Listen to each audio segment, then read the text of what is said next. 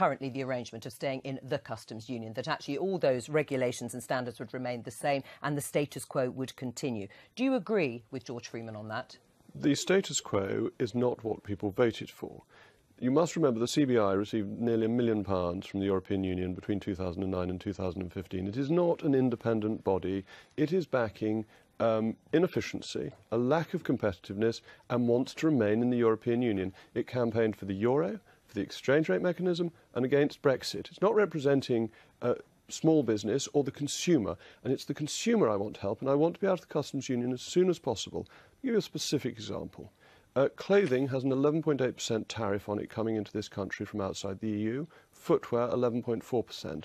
That hits consumers in the UK to very little benefit of UK manufacturers because we don't make many textiles or shoes anymore. Right. I'll give you a counterexample. Our aerospace industry, we're a major player in Airbus. There are no tariffs. I'll give you our life science There are no industry. tariffs on aerospace. Let me just make the point. There are other industries, life sciences, 60 billion a year. I don't want us to have to negotiate an individual customs arrangement with each of the countries. The challenge is a transition.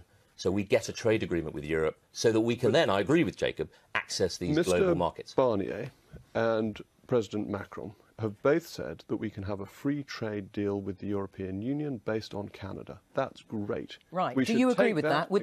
Right. Would you accept that? A trade Canada deal plus. on goods? No, just the Canada deal on goods. Well, it's based on Canada, so it would be enhanced Canada. That's on the table. That doesn't need us to remain in the customs union.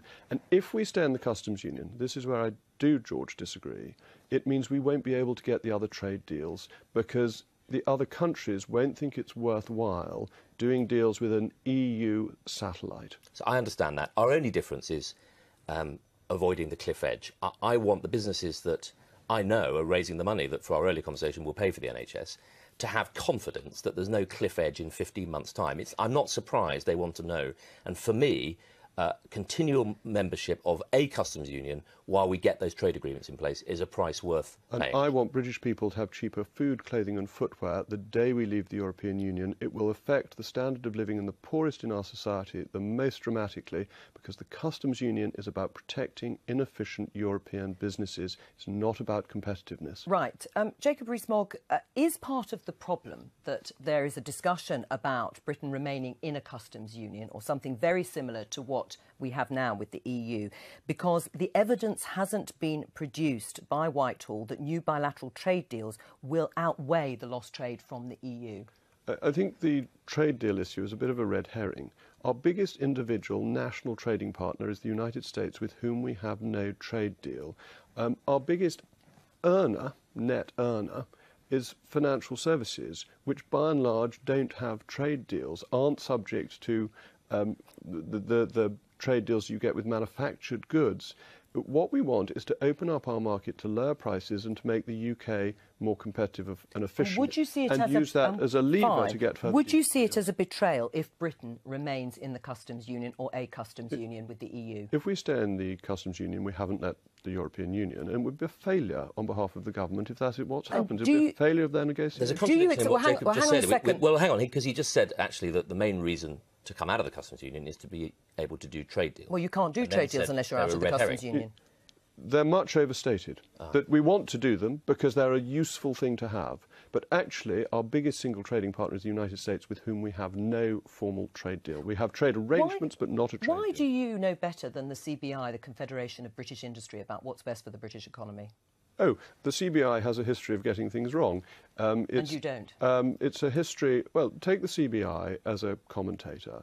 That it got, as I said earlier, the RM wrong, the Euro wrong, it backed Remain, and it's funded by the European Union. It got £1 million between 2009 and 2015. But why is it wrong on the British economy in this instance? Because who it's representing is not the consumer, who I'm arguing for, my constituents, who I want to have lower prices and better quality that can be brought in from outside the European Union. The CBI... is a spokesman for vested interests. And do you agree with that, George Freeman? It's a spokesman for vested interests. They shouldn't, and the government should not be listening to them. Well, Jacob is right in the sense that the CBI is at the very corporate end of the ladder, represents the bigger companies. And frankly, does Jacob would like know to stay. better? But he's wrong, I think. Well, it's not just me. A lot of people agree with me. I think he's wrong to dismiss the views of business so casually. For me, I'm completely committed, reconciled to Brexit, but it has to be a pro-business Brexit. I want us to be not just more pro-business as a government, but a bit more business-like. If I was on the board of Great Britain, PLC, I would say, I understand that the customs union prevents us from doing a trade deal. Have we got any good ones lined up? And if we haven't, then I would say right now that is a step too far. But if we can get those trade deals, then I see the argument. Right, but you're not convinced at the moment that you're going to be able to get those trade deals, or that it might replace, well, not least because Jacob just said trade deals are a distraction. Right. I mean, we'll come on to why you think trade deals are a distraction, because I thought that was the whole point of Liam Fox's job. But Rees Mogg, they might be listening to some pro-Remain Tory backbenchers like Ed Vaizey, for example, who at the weekend said the mantra that free trade deals will make us leap out of Brexit unscathed is for the birds. They take years and years to negotiate and often involve compromises that anger domestic audiences. Why is he wrong? Well, they don't always take years and years. The US and Australia did one in 10 to 11 months, and it's been very powerful. But can I get back to why trade deals are a distraction? Because I think this is important. The real benefit we get is from lifting tariffs on goods that come into this country and non-tariff barriers. That makes the UK more competitive. It makes goods for consumers cheaper. Unilateral free trade has worked in every country that has tried it historically. Trade deals are an add-on benefit. And if you open up your market and you again go to people and say, we've opened up our market, do you want to open up yours? That then helps trade even further. But the benefits you get by reducing your input costs and the costs of consumption for voters across the country is very economically powerful. But why then has Liam Fox been put in this position to seek out and scope free trade deals, which has been sold to the British public as a core part of the Brexit operation? Because part of being a swashbuckling, free trading nation is striking out on our own. But that's the second stage. Singapore is completely open as a market, but it does trade deals on top because it wants to encourage other people to be as open as it is. It's obviously in our interests. It's in the interest of the world to have as much free trade as possible. And if we can be a catalyst for global free trade, that's very exciting. And if the deals can lead to that, that is a benefit of them. But the key benefit is lifting our tariffs and making goods in this country cheaper, both manufactured inputs for industry, but also making goods cheaper for consumers. The big express courier company, will the express transport industry survive outside the customs union and single market when we become a third country? It would be very surprising if it didn't, that there are express deliveries between Switzerland and the European Union, and Switzerland remains a third country. That I think there are a lot of scare stories around how business will operate, but you can get express deliveries from the UK to the United States, that it is perfectly possible to implement and work through customs procedures in a highly efficient and streamlined way. But there will be some changes, because we will not be in the customs union and we will not be in the single market. Response from you, Kieran? Right. If I can give you some hands-on experience of where I've been, I've been to every border and country in Europe. I've done a job to Switzerland before. I've exported £100,000 worth of exhibition equipment for a medical company from Cambridge. I got sent down what was called a Route 1 at Customs House in Dover. I was there for 7 hours. I then got to the Swiss border. I was there for 5 hours, and I missed the first day of the exhibition. They had to pay a 20% down payment on their temporary imports for their machines that they wanted to exhibit. They missed the first day. It cost them about £10,000, and they were deeply, deeply unhappy. This is not a frictionless border. The Swiss border is not frictionless. You have to stop.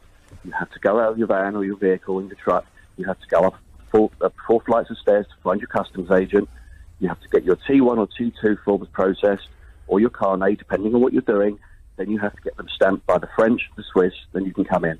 The same applies to Customs House in Dover. There's no infrastructure there. There's no parking.